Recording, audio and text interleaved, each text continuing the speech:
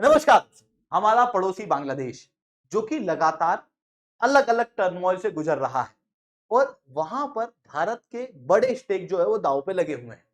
चाहे आप किसी भी चीज की बात करो, एक बड़ी बॉर्डर की बात करो, इनफिल्ट्रेशन की बात करो, सिक्योरिटी की बात करो, इंफ्रास्ट्रक्चर प्रोजेक्ट की बात करो, हर चीज के अंदर भारत के बड़े दांव बांग्लादेश के अंदर लगे हुए हैं।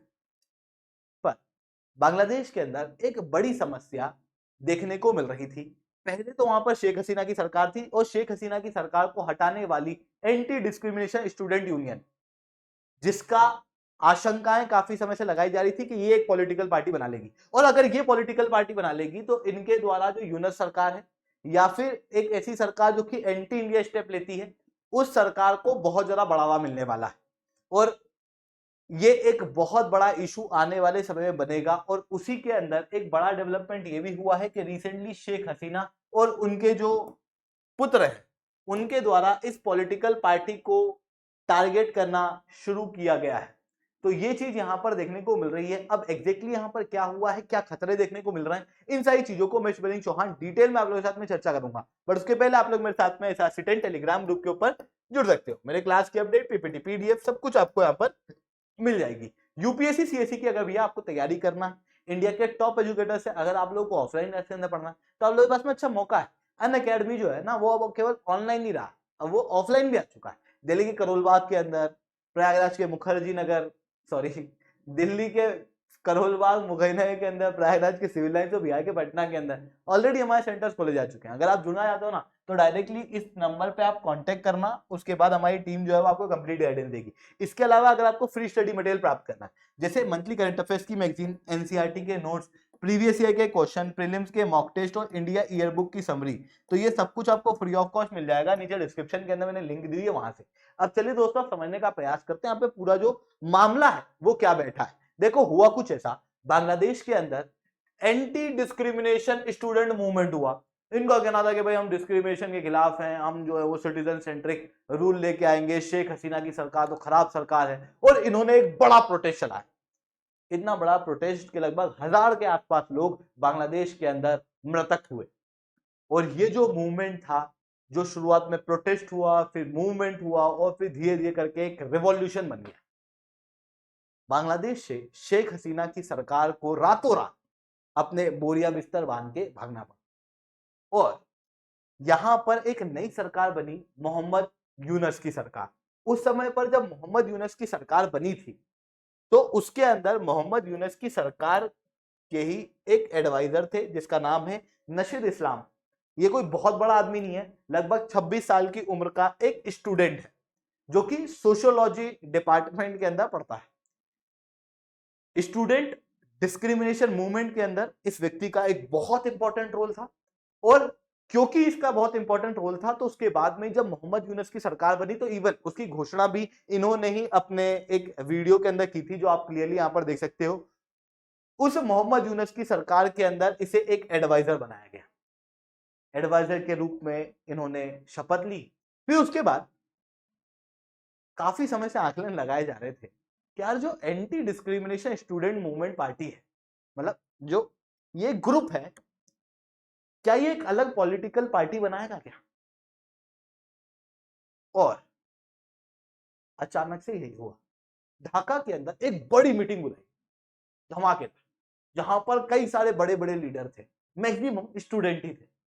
और वहां पर घोषणा की गई कि जातीय नागरिक पार्टी, एक्चुअल में ये बंगाली नाम जिसका इंग्लिश में मतलब है नेशनल सिटीजन पार्टी, बनाई जाएगी जिसके कन्वीनर नशीद इस्लामी होंगे।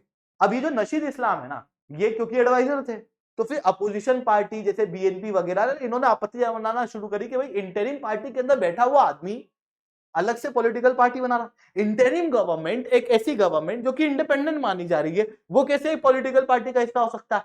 तो उसी आधार पर नशीद इस्लाम के ऊपर कई सारे आरोप लगना शुरू हुए। तो नशीद इस्लाम ने इंटरिम गवर्नमेंट के अंदर अपने एडवाइजर रोल से भी रिजाइन कर दिया और इस तरीके से ये पॉलिटिकल पार्टी बनी, जिस पॉलिटिकल पार्टी के ऊपर लगातार बांग्लादेश के अंदर सवाल उठाए जा रहे हैं, जो कि आप क्लियरली यहां पर देख सकते हो इवन शेख हसीना के जो पुत्र हैं साजिद वजीर, इनके द्वारा भी एक ट्वीट किया गया जिसके अंदर इनके द्वारा कहा गया कि टेररिस्ट स्टूडेंट यानी कि बकायदा जो आतंकवादी स्टूडेंट है उन्होंने एक नई पॉलिटिकल पार्टी बना ली है जो कि हर एक चीज को बांग्लादेश के अंदर फासिस्ट डिक्टेटर के रूप में चलाएगी अगर इनके पास में पावर आ जाएगी तो। और अभी भी जो बांग्लादेश के अंदर रिजाइम है वो वायलेंस कर रही है, अपोजिशन को नष्ट कर रही है और पॉलिटिकल पार्टी को लॉन्च कर रही है ताकि इलेक्शन के अंदर पावर में बनी रहे। अब आप इस चीज को सोचो कि एग्जैक्टली यहां पर हो क्या रहा है। बांग्लादेश के अंदर थोड़े समय पहले एक शेख हसीना की सरकार होती है। शेख हसीना की सरकार जाती है किसके द्वारा? स्टूडेंट यूनियंस के द्वारा। और फिर anti discrimination student union Muhammad Yunus को अचानक से लेके आते हैं कि भाई ये हमारी इंटरिम गवर्नमेंट का लीडर है। मोहम्मद यूनुस पावर में आते हैं और जब मोहम्मद यूनुस पावर में आते हैं ये लगातार मतलब ऐसी हरकतें देते हैं कि पूछो मत। एक तरफ ये मीडिया को पूरी तरीके से कंट्रोल करना चाहते हैं, दूसरी तरफ ये आर्मी को डिसबैंड करके इस्लामिक रिवॉल्यूशनरी आर्मी बनाना चाहते हैं। इस तरीके की चीजें, साथ में जो इस्लामिस्ट पॉपुलेशन है उनके द्वारा पूरी तरीके से कंट्रोल किया हुआ एक लीडर है। अब आप इस चीज को समझना, यहां पर एग्जैक्टली हुआ क्या कि अगस्त के अंदर रिवॉल्यूशन हुआ। अब रिवॉल्यूशन होने के बाद इमीडिएटली आर्मी का रूल आ जाता अगर कोई सरकार नहीं बनती तो स्टूडेंट यूनियन ने क्या किया, पहले मोहम्मद यूनुस को एक पपेट गवर्नमेंट के रूप में बिठाया। पपेट गवर्नमेंट के रूप में बिठाया गया और जानबूझ करके इलेक्शन को डिले किया गया क्योंकि इमीडिएटली पॉलिटिकल पार्टी बनाना एक मुश्किल काम है ना, ग्रास रूट के ऊपर तो प्रेजेंस होनी चाहिए। तो थोड़ा समय लिया गया ग्रास रूट पे प्रेजेंस लाने के लिए। इस बीच में बीएनपी जैसी पार्टियां ऑलरेडी आरोप लगा रही थी कि भाई इलेक्शन जल्दी कराओ। मोहम्मद यूनुस के ऊपर प्रेशर दिया गया था इलेक्शन जल्दी कराओ। मोहम्मद यूनुस ने कहा कि भाई हम 2025 दिसंबर तक या 2026 के मिड तक इलेक्शन करा देंगे। पर इलेक्शन की एग्जैक्ट तारीख क्या होगी वो इन्होंने कुछ भी नहीं कहा। इन्होंने बस बात को पूरी तरीके से टाला है। इन्होंने कहा कि इलेक्शन तभी होंगे जब लोगों की जो डिमांड है रिफॉर्म की वो पूरी हो जाएगी। बीएनपी पार्टी का कहना है कि भाई लोगों की डिमांड रिफॉर्म करने की, इलेक्शन सिस्टम और बाकी सारे सिस्टम के अंदर ये डिसाइड करने वाली मोहम्मद यूनुस की इंटरिम सरकार है कौन? भाई पहले लोग एक सरकार को चुने, वो सरकार पावर में आए और वो फिर रिफॉर्म करें। ये कैसी बात हुई? इंटरिम गवर्नमेंट जिसको लोगों ने चुना ही नहीं है वो खुद डिसाइड कर रही है क्या रिफॉर्म होने चाहिए क्या नहीं होने चाहिए। कुल मिला के जो यूनुस सरकार का बहाना था वो बस इतना था कि भाई इलेक्शन जितना हो सके उतना डिले करो ताकि एंटी डिस्क्रिमिनेशन यूनियन अपनी एक पार्टी बना ले। पार्टी बनाने के बाद में ग्रास रूट पे प्रेजेंस बना ले और जब ग्रास रूट पे प्रेजेंस बन जाए तो फिर बीएनपी पार्टी की सरकार ना बने और स्टूडेंट की सरकार बने। उसके लिए इन्होंने सारी जद्दोजहद जो है वो बांग्लादेश के अंदर पूरी तरीके से की हुई है। और मेरे को बिल्कुल भी शौक नहीं लगेगा अगर आने वाले समय में या तो स्टूडेंट यूनियन का ही कोई लीडर जो बहुत इंपॉर्टेंट रोल प्ले कर रहा था या फिर मोहम्मद यूनुस खुद अगर स्टूडेंट एंटी डिस्क्रिमिनेशन स्टूडेंट की ये जो पॉलिटिकल पार्टी है एनसीपी, ये सरकार बनाने के बाद मोहम्मद यूनुस को या फिर किसी स्टूडेंट के ही टॉप लीडर को सरकार में ले आएंगे। तो ये चीज यहां पर देखने को मिलेगी और इवन इनके द्वारा जो ओवरऑल काम किया जाएगा वो एंटी इंडिया किया जाएगा। मतलब ये भारत के लिए कोई अच्छी खबर नहीं। देखो भारत के लिए अच्छी खबर क्या होती, आवामी लीग और बीएनपी पार्टी। बीएनपी पार्टी और आवामी लीग की अगर मैं बात करूं तो आवामी लीग को तो पूरी तरीके से डिसबैंड किया जा चुका है मोहम्मद यूनुस की सरकार के द्वारा। और मोहम्मद यूनुस की सरकार स्टूडेंट यूनियन को मजबूत करने के लिए और उनके थ्रू अपनी खुद की सरकार बनाने के लिए ये प्रयास कर रहे थे कि भाई बीएनपी पार्टी को भी हटा दें। और बीएनपी पार्टी को हटाने के लिए बीएनपी पार्टी की जो टॉप लीडरशिप है उनको बांग्लादेश से भगाने का प्रयास किया जा था।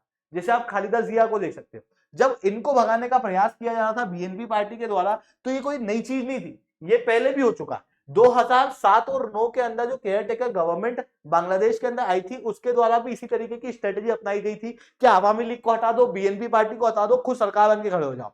तो वही चीज यहां पर की जा रही है कि आवामी लीग को हटाया, बीएनपी पार्टी को हटाया और बीच में एक अपनी नई पार्टी लाके उससे सरकार बनाने का प्रयास जो है वो किया जा रहा है। और बीएनपी पार्टी जो है वो पूरी तरीके से हटी नहीं ना। यहाँ पे दिक्कत ही हो गई।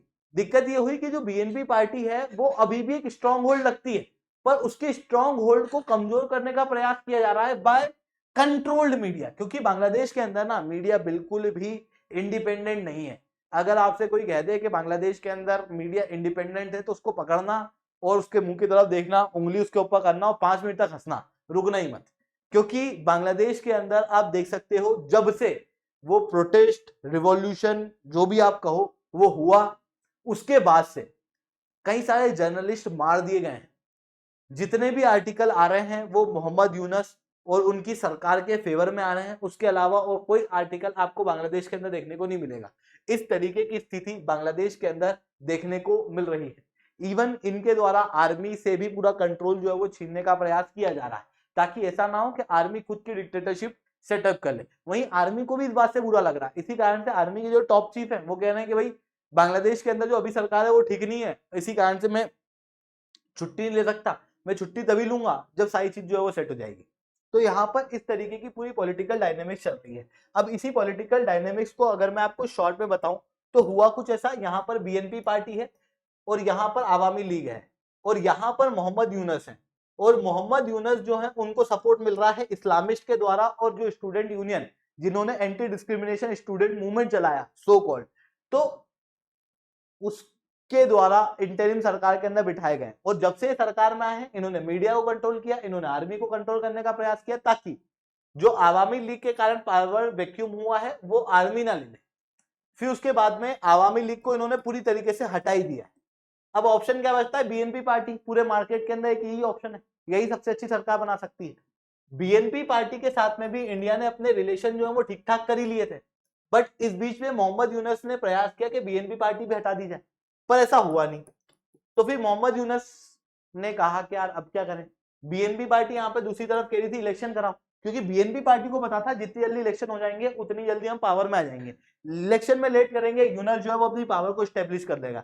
और यूनस अपनी पावर को कैसे स्टेब्लिश करेंगे? तो सीधी चीज है, एक नई पॉलिटिकल पार्टी को लेके आके। और वो कौन सी हो सकती है? एंटी डिस्क्रिमिनेशन स्टूडेंट यूनियन के द्वारा लाई हुई पॉलिटिकल पार्टी। और वही पॉलिटिकल पार्टी जो है वो बनके तैयार हो चुकी है। अब यूनस हो या एंटी डिस्क्रिमिनेशन स्टूडेंट यूनियन हो या फिर दूसरे पीछे बैठे हुए इस्लामिस्ट हो, सबके सबका जो स्टैंड है वो एंटी इंडिया है। अगर ये लोग सरकार में आ जाते हैं तो भारत के लिए बहुत बड़ी नुकसान की बात है, अगर बीएनपी पार्टी आ जाती है तो भारत के लिए बहुत बेनिफिट की बात है। अभी भी देर नहीं हुई है, भारत को जो काम करना है वो यही करना है कि भाई यूनस सरकार के ऊपर प्रेशर डाले कि आप जल्दी से जल्दी इलेक्शन कराओ, क्योंकि इलेक्शन कराकर बीएनपी पार्टी अभी जीत सकती है। अगर टाइम लग गया तो फिर बीएनपी पार्टी के जो आंकड़े हैं वो कमजोर हो जाएंगे। तो ये चीजें यहाँ पर देखने को मिल रही है। आई होप ये सारी बातें आपको समझ में आई होंगी। लेक्चर अच्छा लगा तो लाइक करना, लेक्चर बहुत अच्छा लगा और नीचे सारे कमेंट करना। यूपीएससी सीएससी की तैयारी करना, इंडिया के टॉप एजुकेटर से ऑफलाइन क्लास के अंदर पढ़ना, आप लोगों के पास में अच्छा मौका है। अनअकैडमी केवल ऑनलाइन नहीं रहा, अनअकैडमी ऑफलाइन भी आ चुका है। अगर आप जुड़ना चाहते हो तो बिल्कुल से जुड़ सकते हो। ठीक है दोस्तों, आज के तक that's all from my side. जय हिंद, जय भारत।